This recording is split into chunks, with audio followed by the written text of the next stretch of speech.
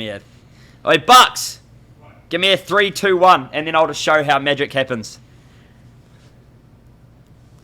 Rolling. 3, 2, 1.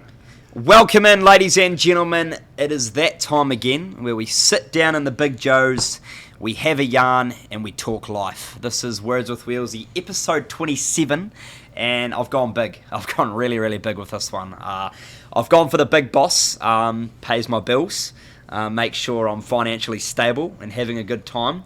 It is the General Manager of the New England Free Jacks, Mr. Tom Kindley. Welcome in. Great intro, Wheels. Thank you. Did you like that? I did. I enjoyed it. Thanks. Thanks for having me. Great to be here. Looking forward to it. Great. And it wasn't rehearsed at all either. It was just off the cuff. So, yeah. That's where you do your best work, though, eh? Yeah, no, I do. Typically, when I'm not thinking, that's when good things come out of my mouth. Yeah. Bit like yourself, right? I suppose, yeah. Quick introduction on you. Obviously, I know you really well. And I know your family pretty well as well. Hunter, Will, Sheldon and Leanne, the prolific Kindley family. For those of you that don't know about the Kindley family, do you want to give a bit of a rundown on your family dynamic? A very sporting family, isn't it? Yeah. A trying sporting family, probably, Wheels. Like, fair. And not probably genetically gifted. We all stand about 5'9", my two brothers and I. Dad's got great calves. None of us got them, which is a shame. Yeah. Dad does have a lizard tattoo though that I do have. Nice. I could put that one on myself, so I did. Where'd you get it? Just on the arm, yeah, nice. On the inside there. I won't scare the viewers and make you get your guns out. No, no, don't. It's actually not the same species of lizard either. Unfortunately, It's an iguana. Wow. He's got the gecko. How good. No, but yeah, like you said, we all love our sport. I'm one of three boys. Mum's a journalist, Dad's a cop. Blue collar, family that just chip away. So that's what we do. So you definitely couldn't put a foot of line out in school then, eh? You got your dad as a police officer. You had to be pretty straight and narrow. Yeah, no, I think so. Like Dad, you didn't want to piss him off too much. Yeah. But like probably once I got to year 13, I didn't get the prefect badge, which hurt me. And then I went into a bit of a rebellious phase. But before then, mate, I was on the straight and narrow. Were you highly talked about around the Tiger Boys High School playground as a potential prefect candidate? Look, I thought I'd done enough, Yeah. Thought I'd done enough, but obviously, the teachers have a vote. It's a bit like Survivor, and I didn't get my torch went out. So. Yeah. Well, clearly, I was on the same path. I thought I might have been in the running, but 67 staff thought no. So that's pretty clear, isn't it? But house captaincy, did you get that? We didn't have houses when I was there. Yeah. Right. Okay. That's my claim to fame. Aspinall house captain came in 4th place. Yeah. Out of 4. So there you go. It's not bad. You need a voice for that, so... No, you do. It was good fun. And for those of you that don't know, we're from the same city, aren't we? Dunedin, the Deep South of New Zealand. We both went to a Tiger Boys high school. And it's probably worth telling the story to start with, before we carry on down the track, that you were actually a housemaster at a Tiger Boys hostel, and you put me to bed, didn't you? You put me to bed. I did, yeah. Interim between stints in the US, I came back and... make ends meet, you pick up some part-time work, and I had the great honour of putting Wheels Grant into his scratcher at night. Yeah. At the end of a big day, I suppose, and you guys weren't too bad. It was more the year 9s and the juniors, the young sort of 13, 14-year-olds that were pretty pesty. Yeah. And you're just trying to get home and sign off for the night, and you're having a scrap away, and kids are in the showers and all sorts of going on. So, that's where we probably got acquainted a bit more, I suppose. Yeah, we did. You didn't manage to catch onto my double phone trick, though. I handed in the phone at 8 o'clock, but I also had one just under my pillowcase. Yeah, no, I didn't really care that much about it. No. But I know some of the staff did, and they worked on that, but no, that was above my pay grade. No, so. Yeah. It's a tough group to police 150 hostel kids, putting them to bed. So you did a good job, and obviously we're still friendly enough to be here now. Thanks, mate. And before we carry on with your story, and have a sip of water as well, hydration for the guests. I've gone shot glass today, though, just because of budget cuts. Sorry, mate, not the full flagon. We are into another review, and I had Mitch Wilson on the show a few weeks ago, and we reviewed Duncan, which is a staple here in Massachusetts, and not necessarily a New England staple as the Twinkie, but an American staple, isn't it? I think if you think of an American candy or an American treat, probably Twinkie's one of the first thing that comes to mind. Do you agree? Yeah, like you hear it. I don't actually know that I've tried one. Wow. So, yeah, you'll get it first take. How Great. good? Yep. I remember seeing Twinkies on one of my favourite movies, Zombieland, with Woody Harrelson, and they're in survival mode, and the whole movie's based around the concept of trying to find the last Twinkie on planet Earth. I couldn't find the golden sponge, so I've gone for the spooky edition, which is a chocolate cake with a creamy filling. So we're going to dive right in. I'm going to give you one of these, and I just want a quick review, really. I haven't tried the chocolate version either. Yeah, there we go. Send her over. This thing's probably reminiscent for you, mate. Small, just send her over. Small in stature. Oh, yeah. Yeah, we've got something like this at home, eh? What is it? I don't know what it would be. Is it the... It's like you get it at Pack and Save, you know? Yeah, it's those aisle. biscuits with, like, on top, you know, the cream, not the cream in the middle, and then it's got, like, the foam on top. Oh, Nearly. are they kisses? Ginger kisses. Yeah, ginger kisses, yeah. Yeah, that's it. It's pretty good, eh? Yeah, no, that is it. The only concerning thing is that these last on the shelf for 4 years. So, that's probably the damning thing, right? God knows what's in it. Yeah. But fucking delicious. How good. Lovely. Send it off. Twinkie.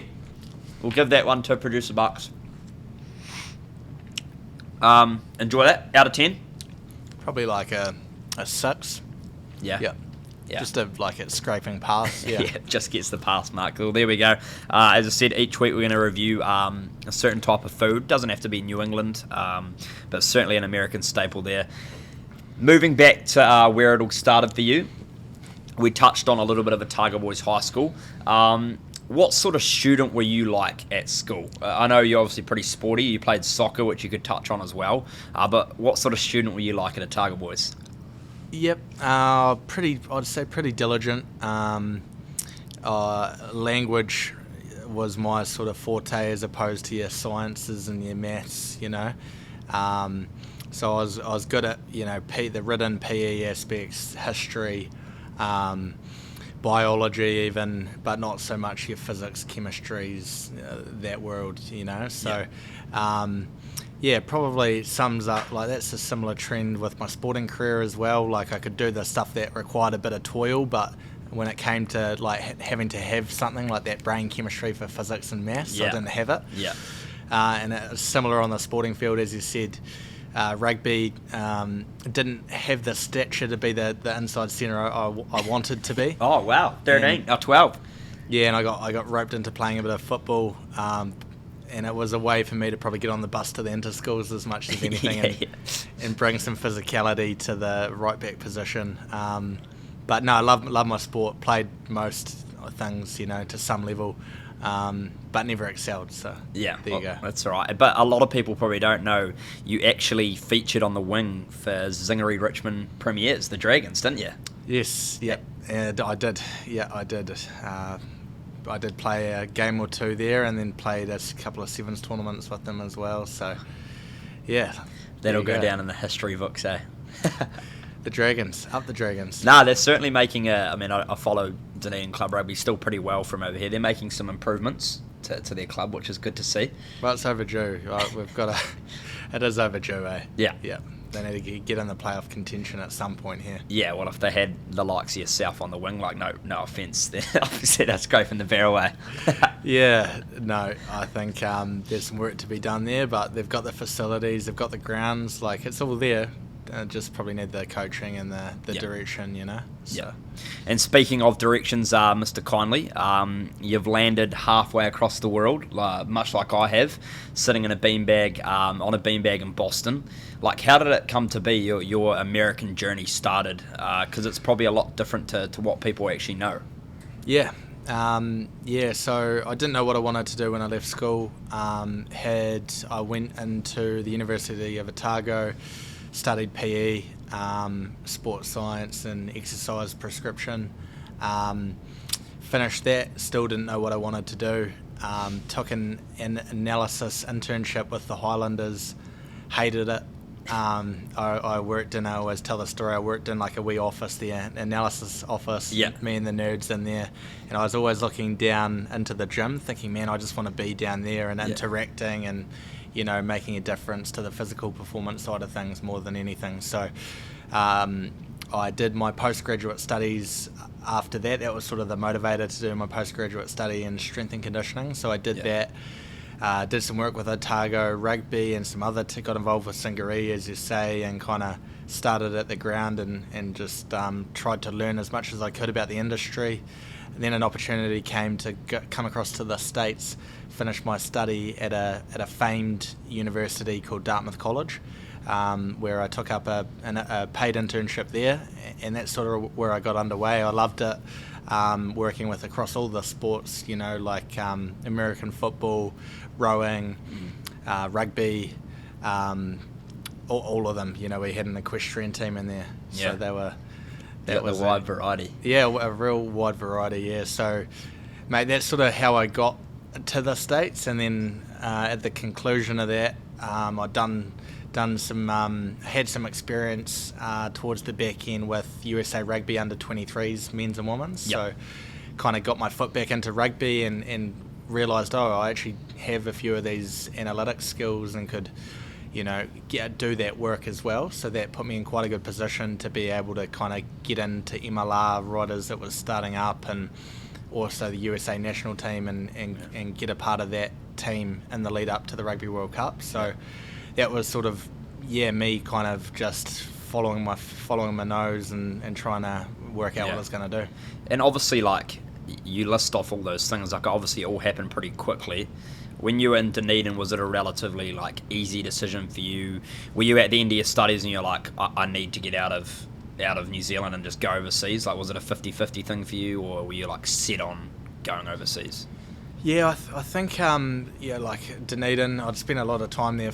I was into my 5th year of study, and I'd done my high school and growing up there. So I was 23, I suppose, roughly, and thinking, I probably do need a change here, change of scenery. So I'd also tried to get into physio school, and just failed chemistry with 49%. So that was off the table, and I guess that was the final straw keeping me there. And I was like, right, let's go do something different. You're out of it, and you packed up your bags. You jumped on a plane to, I assume Boston, and then through to Hanover, New Hampshire, which is where Dartmouth College is located.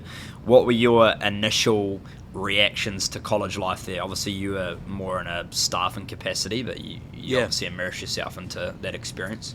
Yeah, it was incredible. The facilities were absolutely amazing. It was freezing cold with the snow. And I just kind of ripped straight in. I probably didn't think about it too much, but looking back, it was an amazing experience, and to live another way and to see how it is over this side of the world was unreal, and got to check out some of the fraternity basements as well, and nice. Sort of just experiment with that a little bit just before I signed off on that. So yeah, good. That was good. Yeah. Nothing you want to tell about that on camera? We'll keep that for an uncut episode. Yeah, I suppose. Yeah, that'd be smart. Nah, good stuff. It is a family friendly show, as I say, so we'll keep it PG. That's great, and as I say, I've had the pleasure of going to Dartmouth as well, and the rugby setup that they have there, like with the clubhouse and the history, it's really unique, isn't it? You probably don't even get that a lot of places in New Zealand. Right. No, I was massively impressed. I think they've got a strong alumni network, and if you're listening to this, just Google Dartmouth Rugby Football Club and have a look at the amazing facilities they've got, and it's a gorgeous place to play rugby. So yeah.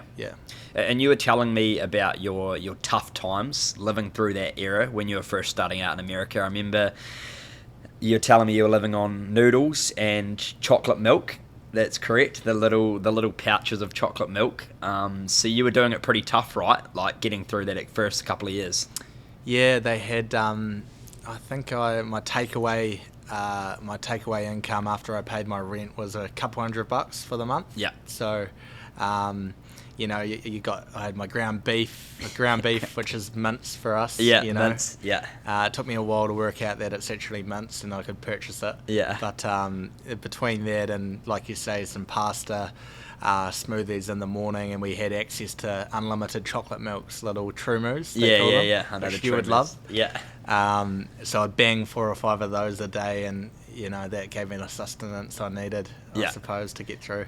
Must have been a pretty, you've gone from being a university student in Dunedin, having like family network, family support, to coming over here and not really having any of that support. Must have been pretty bloody hard. Yeah, like I think I'm probably a little bit different, maybe, where I've never struggled too much with being away from family and being. I suppose I was old enough too that I was kind of ready to step into the next step and be independent and just rip in. But like I suppose I find when you're busy, you're sweet. It's when you slow down and you start thinking about, oh, what shit, I wonder how long. I hope she's not listening. I wonder how long Grandma's got left. Yeah. You don't want to go down that mental path, do you? No, you don't. That's where you can get a bit teary late night on a on a Friday.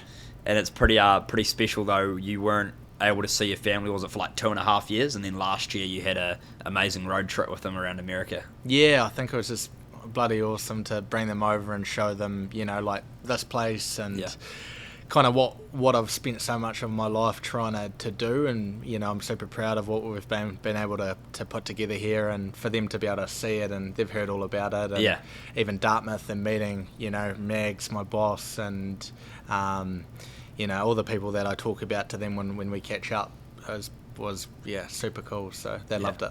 No, for sure. One of the really special things I wanted to talk about now, which is probably I'm the most jealous of, is that you are able to be a part of a World Cup campaign with the Eagles 2019 in Japan. I think that's awesome. Talk to me about that experience. I think a World Cup in Japan must have been, obviously the rugby was great, but the cultural side of things must have been so amazing as well. Yeah, no, like it was.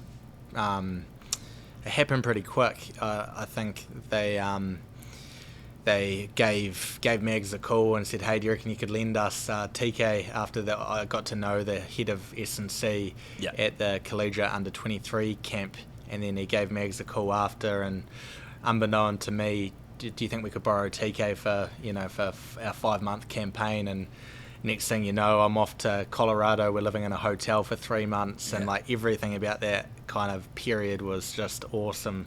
It was intense. 3 intense months of training in the States, playing a couple of games against Canada, and then we flew to the PNC and Fiji and played Fiji and Japan and maybe Tonga. And then to get across to the Rugby World Cup was, like you say, the food, the culture was just unbelievable. The stadiums were amazing, and it was. I was very lucky to be part of that and meet some great people. The famous Jacques Ferry was our D coach, and some really cool people that I got to kind of interact with. So. And what was your primary, I guess, day-to-day role with the team at that point? Yeah, a mix. I was in like a 50-50 role between S&C and performance analysis. So I'd be doing some scouting on the opposition and looking at maybe, say, restarts and different parts of the game that the coaches wanted me to break down for them, and then be in the gym sessions and just a second set of hands in the S&C space doing the GPS and all those sorts of things. I noticed you never want to help me spot in the gym, when I'm on the rack. Is there a reason to that? For you? Yeah. Well, I think until you get 2 blues on the bar, we probably don't need the spotters. No, yeah, that's true. I haven't earned that level of spotting yet. No, it's just sort of you can find a way out of the bar, from underneath the bar. That's fair. Yeah. Speaking of, you've found yourself in the gym quite frequently recently. Every time I'm coming through to the office in the morning, you're in there usually. Well, yeah, only twice a week, which is either that's either saying that I'm, I don't know what that's telling. Maybe that you're not in the office. Maybe that I'm in, maybe I'll just come a little bit later and just don't catch it. Yeah. But no, I just always try to keep something going, Yeah. Yeah, which is good. No, nice, good.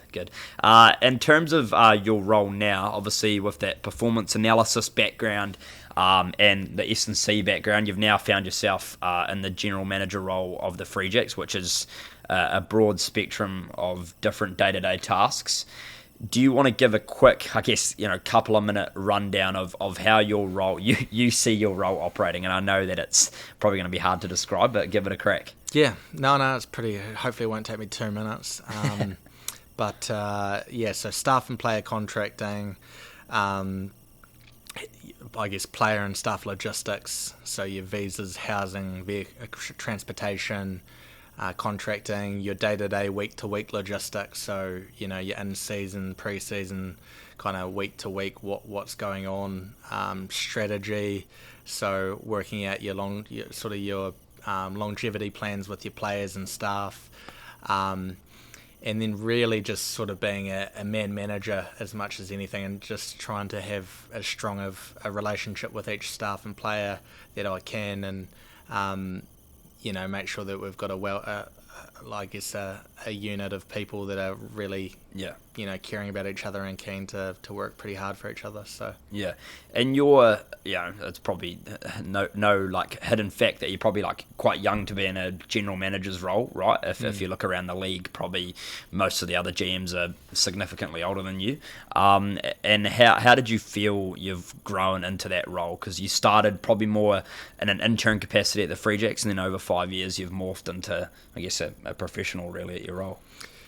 Yeah, I suppose I kind of got like the perfect training as to how to become what's required from a general manager, because I was able to see it from so many different perspectives, doing a lot of analysis work, and then essentially stepping into a team manager role. And I think it was a great period of time getting ready for it. But yeah, like I am young, but I think once one time I said to someone that I'm pretty, I'm going to make a couple of mistakes because I don't know anything, and it got shut down pretty quick. They said, no, you're an adult, you can work it out. Yeah. So that's sort of been my motto, is like, just to work, work hard and try to digest everything and make the best decisions I can, and then hopefully we'll go all right. Yeah. What do you think, if you could cast your mind back to your earlier experiences with the Free Jacks, like what do you think the biggest learning was for you that you've now been able to put to fruition now as a GM? I just think like people crave clarity and communication. So like in the GM role, you've got 40 players, 12 staff, and then you've got your business operations crew as well, and you've got to make a really concerted effort to be across all of those relationships, which is a huge part of the role. And just organising your time probably as well, and your action items, and determining what's important and what's not, what needs to be done now, what can wait a little bit. So I think, that's pretty important. But more than anything, getting the right people in the right positions, I think, is something we've been relatively good at. Getting the right coaches, Ryan Martin, Scott Matthey, Mike Rogers, Will Webster, all those guys have been excellent, and that goes a long way with your player group and getting buy-in to your program, is having the right people. Yeah. And you speak about those people. As you say, we've got a large player base here in New England, and a large staffing group, relatively large staffing group. And I think the unique thing about the staffing group in particular is, I guess, the different countries that everyone comes from, and the experience and the background. How do you typically find these people? Like, what's I guess the process in finding someone like a Mike Rogers or an incoming Pom Simona as the new assistant coach? Yeah, I think early on it was resumes and people applying, and more recently it's become relationships. So I think if you've got strong relationships in the right areas, you can find out pretty quickly who the right suitors for the roles are. And it was through Scotty's relationship we were able to get onto George Petrakos. It was through my relationship with Ryan Martin that we've been able to get Pom Simona on board. So it just goes to show that relationships are critical. Yeah, it was through Trade Me that you got me on board. Trade Me for you, LinkedIn for Colton. Yeah. It's funny, we have had a few, I joke about LinkedIn, but we've had a few come through LinkedIn, which I've always respected, people who are go-getters and really keen to do something and really keen to be on board. I've always respected that. So always make an effort to try respond to emails to people who might reach out and help where I can, because obviously without people helping me, I wouldn't have got here. And you're quite a LinkedIn celebrity yourself, eh? Your posts tend to get quite a few hits. You put up a big one and it went boom. Yeah, I think I capitalised off San Diego's record-setting attendance, and I was irked a bit that I wasn't sure we were going to be able to replicate the same feats, but I guess our ticketing staff actually surprised me, and they came through. So yeah, but no, I don't know if I'm that regular, the odd one, but yeah. You were going through a phase of like cryptic Twitters. Like you'd put up tweets. I think Ryan Martin was doing the same, right? Where you'd put up tweets, and someone like myself who's not very smart-minded couldn't quite decipher them. Talk to me about those. Just what was the thinking around it? Yeah, it was a funny year, 2021. Like I think we went 10-6, and probably we had no right to. I would say it was just a funny year. We had a really tight-knit, very small staffing group, and we had a lot of fun, lots of inside jokes, and it was a funny year. Anyone who was part of that year can attest to. We had a really strong, tight-knit group, but we definitely faced a wee bit of adversity too. So I think that's probably what triggered some of those tweets you're referring to from Ryan more than myself, I'd like to think. Yeah, and let's talk about Marto for a minute. What a great opportunity to do so. Marto was a teacher for me at school. I was his coffee boy. I remember sitting at the back of the class. I was like head down, trying to do. He taught PE. I think he did a bit of math as well. And then I'd just hear Wheels, coffee. And then, there's 30 other kids in the classroom, and all of a sudden it's just me. So I'd have to go to the staff room or the canteen and get him his cup of joe with, milk and sugar. I don't know why I was put in that position, but I was. Talk to me about your relationship with Marto. I'm sure it wasn't like that. It wasn't too dissimilar. He was also my teacher. I remember him saying it in a PE lesson once. He brought up a photo of a ripped bodybuilder, and he said to the class, any one of you can look like that. All it requires is perseverance and a clean diet. And it just stuck with me. Like, he has so many out of the box little things tangents that he likes to go down. But no, Marto, he was exceptional with us. I think we offered the job once or twice before Marto accepted it, and I think part of it was the relationship. We were back in the day, the coin here was so low that you really needed to have a reason to want to come, so I think Marto nearly did me a favour by coming over. He would get through 6 or 8 big French presses of black coffee a day, I reckon. He had that thing humming at all times. So, legend. And Marta's obviously made a great living for himself. Now he's in Japan with Toyota Verblitz, which is a great achievement. Coming from a grassroots coach, really, coming through the high school pathway, MPC.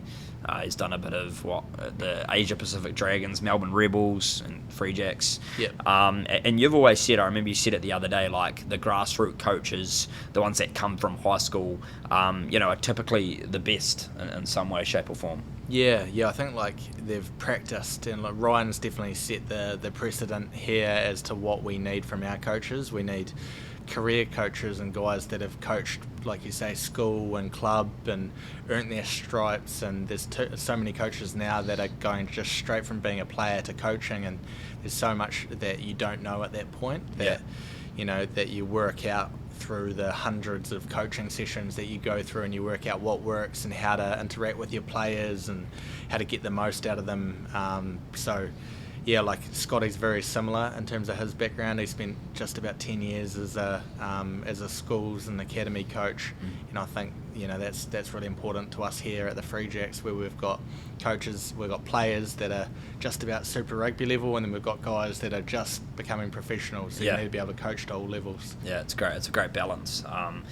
Talk to me about this year. It's no hidden secret. We obviously got the big shield, the Shelley, which is fantastic. I wanted to focus on obviously last year. Last year was successful as well. We had a great season. What do you think was so different this year from last year? and made it, the eventual finish line winning season? Yeah, I think it's genuinely just been kind of building, like incremental building blocks. Yeah. From when we started 2020, 2021 we got a bit better, 22 we got a bit better, and then 23 we got that bit better. So it was building out, getting the right players and working out who were and who weren't the right players for our group. Building out our staffing group as well. Like this year we won the final by 1 point, didn't we? Yeah. So, like you don't know what the difference is there. Is it that player you recruited, or is it the second assistant coach that we brought in and the difference he was making, or was it the new S&C and the betterment and physical performance he was getting from our outfit? So it's really hard to say, but I think that the collective program that we put together this year and what the players were getting was really high quality for this competition, and yeah, you saw that it eventuated in a successful year. And what's the biggest challenge now, you think? Like, obviously we've climbed the metaphorical, I guess, Mount Everest, and we've got the trophy and all the celebrations have happened, but I guess for like the longevity of the club, what's key in us being successful for 20 years moving forward, Yeah. Well, I think you want to be sustainable, so that's the first thing, is working out what do we need to do to be sustainable, what does sustainability look like for us, because we need to be around to be able to do that. Yeah.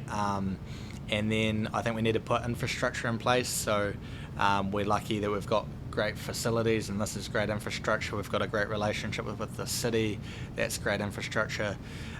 We are going to need to build out a far more robust player pathway, I think, in time here, and you're doing some massive efforts in that space to make that happen, but we'll need to double down our efforts there, and keep tying in with our community and keep just trying to make that little difference every day, and get that little bit better. And I think it's great to see this year. Obviously, we had really solid attendances to games. What's sort of your most proudest thing about seeing from where it came from the inception in 2020 to now? What's the proudest thing? Not necessarily winning the Shield. Obviously, that's a very proud moment. But is there anything that really sticks out for you personally? Yeah, I think probably some people forget the 2020 and 2021 years, where really the heart and soul of the team was formed, with a large part because of the player group. So you like to see John Poland's, Kyle Sakira's, Josh Larson's, Mitch Wilson's. All those guys have been through a hell of a lot over the past 4 or 5 years of their professional rugby career. So I think that was pretty awesome to see those boys be able to experience the championship, with everything that they've sort of seen and helped contribute to. And tell me about your celebrations. I almost had to put like a wee GPS tracker on you. You were bouncing around all over the show during the celebrations. How did you enjoy that? Yeah, it was. Just got a wee obstruction. The celebrations. I really enjoyed them. I said to the staff and the players that, look, I'm just going to give myself 24, 48 hours here, if you don't mind. Yeah. And I tried my best to enjoy it for 24, 48 hours, but you know what it's like. It is tough. You got players leaving, you got housing wrap up, and I think we kind of got through that with like a haze of semi-sobriety over the next few days, and we managed to get through it. But is there anything that sticks out from the celebration? I asked the same question to Mitch Wilson. Anything from the celebrations that stick out in particular? I think the Fours. We had a party, a celebratory party at the Fours, and that was epic. Yep. We had a bunch of people that turned up there. We had a police escort back into the city. That was brilliant. But probably etched in my mind is Mitch Jacobson surfing the Shield. Yeah, nice. Yeah. Bare feet surfing the Shield. I think that's the thing that's probably going to be stuck in my head, for forever. So. It's great. It's brilliant. I say it's still standing back there. It's certainly got some scrapes and bruises on it, but it's pretty indestructible, isn't it? No, it hasn't been Renfurled yet. No, it hasn't been Renfurled. No, yeah, geez, we won't go down that path. But well, that was a story in itself. But do you wish that it was a trophy? And not only because you can drink out of it, but an engraved object. Look, I'm not really too phased. I know some people have opinions on it, and I'm not one of them that has a real opinion on it. Yeah. Like we've got the Eastern Conference trophy as well, so I suppose that ticks my trophy needs. That's true. We did, and this one stays on the bottom. It doesn't. New York last year Came right off. Yeah, came right off when they were trying to celebrate. So it's great. But no, what a season. And looking ahead to next year, just a quick snapshot before we ask a few more questions. Is there any, I guess, changes that we can expect? Obviously, you said sustainability and consistency is great, but what do we need to expect from the Free Jacks in 2024? Yeah, I think we've got a fair bit of continuity within the player group, the most we've ever had, which is brilliant. Yeah. So that'll be important. Like I think that was key to us. Key for us is to retain a really large portion of the group. So we've done that.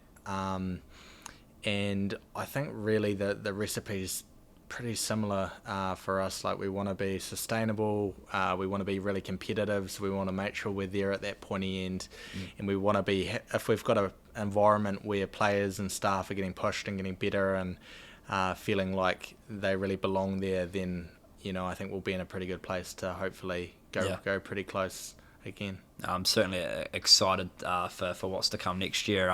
Touching on 2022, my first year here, a tough year. I made some, wouldn't say mistakes, but learnings, right? Is that what you put it down to, TK? You could probably give a 35-second wrap on that. There was a few trophy issues happening, but I guess I was in your shoes, right? A young intern came over to America, didn't quite know what was going to happen, and made some wee blips at certain times. Yeah, trial by fire. I think I was looking for a like a utility knife team manager who could add some value across the board, but I think you probably lost the team manager portion of the role a couple months in, did you? Yeah, it's about that, yeah. Yeah.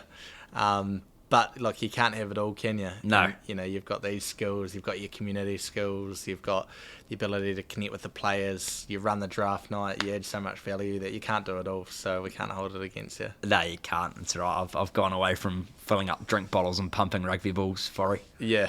No, fair enough too. No, it's good stuff. We're going to turn off a little bit from Free Jacks now, because it's Free Jacks everything, which we love.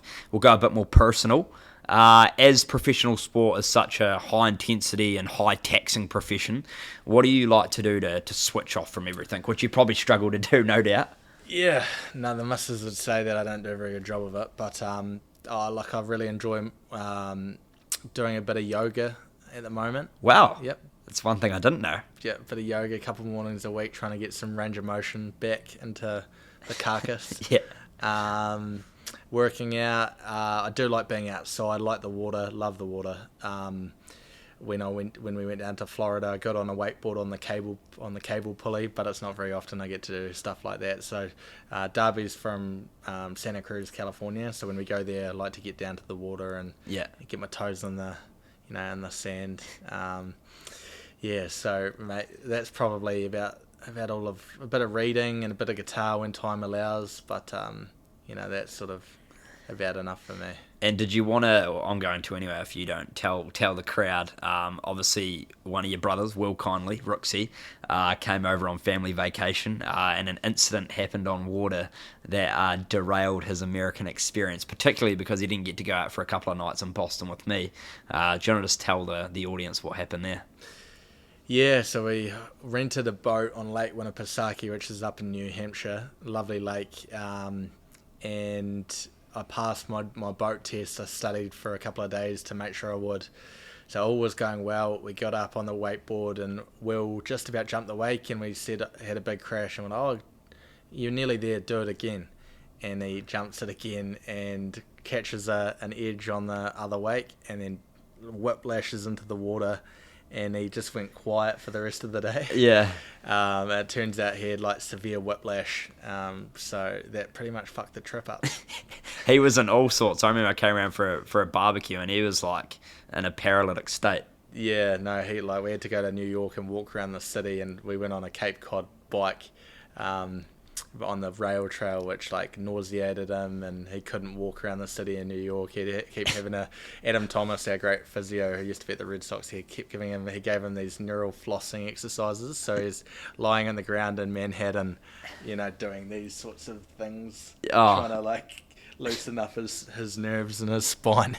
Yeah. So, That's brilliant. And quickly, since we've touched on Will, your relationship with Hunter, he's probably the most prolific sports person of the family, isn't he? He's spent some time with the Otago Volts and the cricket, but you haven't seen Hoon in a while, have you? Nah, I was hoping he was gonna come over, and so were you. But Yeah, I was. He's got a new missus now, so he canned the trip. And yeah, he's spending some well-deserved time with her, I think, as he said.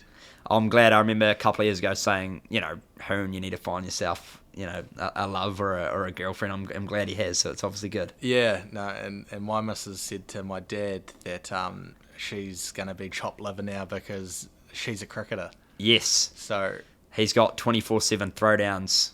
Yep. Breakfast, lunch, and dinner from like anyone in the and vice versa. She does from anyone in the family. So it's pretty good. It's a match made in heaven. Yep. That's great stuff, TK. Rolling on to the last couple things of the potty before we get some fun questions in. What does the future hold for you? Do you have any, I guess, oncoming ambitions? Not necessarily Free Jacks related. Is there anything that you really want to tick off in life? Good. Jeez, you put me on the spot. Yeah, we're going deep. Wow. Look, no, I think I'd just like to keep. It's a good question, Wheels. I've got no idea really, mate. Haven't put too much thought into it. It'd be good to jump over to Europe. I've got some mates heading over there, so it'd be great to catch up with them and catch up with my mates. So I've probably kind of missed a number of years of doing that. Yeah. So that would be probably pretty cool, and even maybe get them to Vegas for a weekend. Jeez. At some point would be pretty awesome. Are So, you sure you want to do that? Well, yeah, I think it's well deserved. Yeah. I suppose what happens there stays there, right? And final one, can you give me 2 quick fire items that you cannot live without? Or 3? Yeah. Yep. Milk. Milk. Yeah. Great. Right, that's unexpected. Brilliant. Yeah, well, you need your calcium. Just your blue top? Or? No, I've gone to almond milk now. Since Oh, wow, okay. Yeah. Nice. Well, it just lasts longer and it's less finicky. So you got your milk. Wow, shit, I could probably live without most things, eh? Yeah. The Free Jacks. There we go. Have to go to the Free Jacks, so. Milk and the Free Jacks, look, they go together well, I guess, right? You need the calcium to make the players' bones strong to perform on the field. Correct. So we'll end on that note. It's been a pleasure to have you on for a quick chat. Appreciate you giving up your time. Appreciate you for having me here in Boston. It's great.